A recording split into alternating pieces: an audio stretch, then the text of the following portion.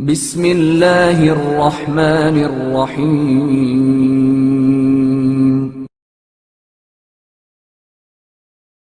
رمضان المبارک کے مہینے میں صلہ رحمی کی تاکید۔ ماہ مبارک رمضان میں روزہ دار کے وظائف و فرائض میں سے ایک صلہ رحم ہے۔ صلہ رحم یعنی اپنے اقربا اور رشتہ داروں کے ساتھ نیک سلوک، ان کی احوال پرسی اور ان کی ضروریات کو پورا کرنا، اور ان سے اگر کوئی ناراضی یا کسی قسم کی رنجش ہو تو اسے نظر انداز کر دینا۔ رحم سے مراد کیا ہے؟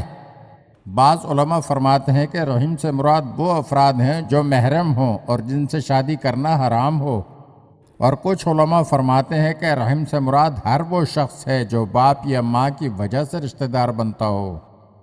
بہرحال صلہ رحم کے فوائد اور فضائل روایات اور احادیث میں بہت زیادہ ہیں، اور خصوصاً اس ماہ مبارک میں اس کی بہت زیادہ تاکید کی گئی ہے۔ پیغمبر اکرم صلی اللہ علیہ وآلہ وسلم اپنے خطبہ شعبانیہ میں ارشاد فرماتے ہیں، اے لوگو، جو شخص اس ماہ مبارک میں صلہ رحم کرے گا، اللہ تعالیٰ قیامت کے دن اس کو اپنے رحمت کے دائرے میں شامل کرے گا، اور جو شخص قطع رحم کرے گا، خداوند کریم اپنی رحمت کو قیامت کے دن اس سے قطع کرے گا۔ صلہ رحم کے فوائد میں سے ایک یہ ہے کہ صلہ رحم کی وجہ سے انسان کی عمر لمبی ہو جاتی ہے۔ امام جعفر صادق علیہ السلام اپنے آبائے کرام علیہ السلام سے نقل فرماتے ہیں کہ پیغمبر اکرم صلی اللہ علیہ وآلہ وسلم نے فرمایا، دوسروں کے ساتھ نیکی کرنا بری موت کو انسان سے دور کرتا ہے، صدقہ دینا خدا کے غضب کو ختم کرتا ہے، اور صلہ رحم عمر کو طولانی اور فقر و غربت کا خاتمہ کرتا ہے، اور لا حول ولا قوت الا باللہ کا ذکر انسان کو 99 امراض سے شفا بخشتا ہے کہ ان میں سب سے چھوٹا اندھو اور پریشانی ہے۔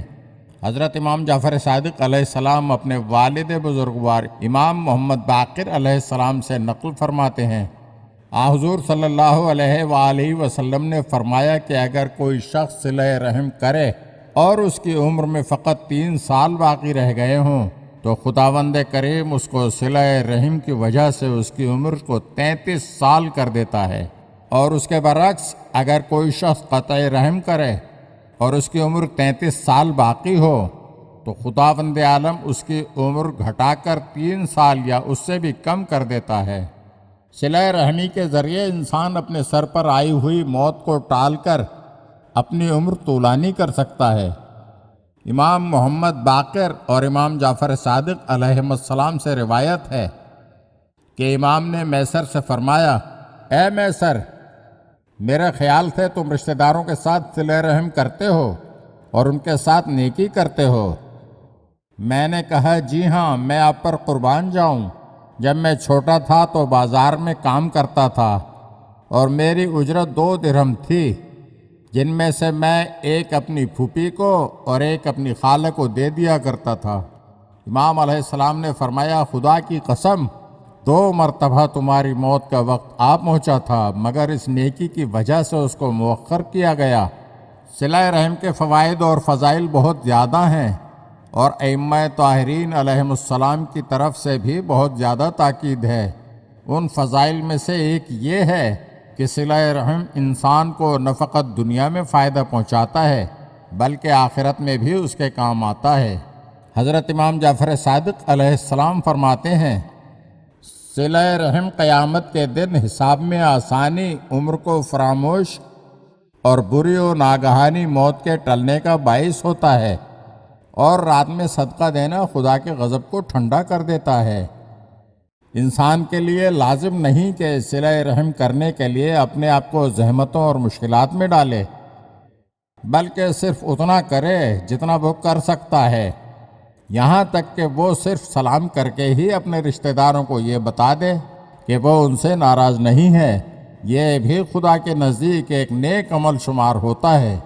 پیغمبر اکرم صلی اللہ علیہ وآلہ وسلم فرماتے ہیں، صلوا ارحامکم ولو بالسلام، یعنی اپنے رشتہ داروں کے ساتھ صلہ رحم کرو، اگرچہ سلام ہی کے ذریعے کیوں نہ ہو۔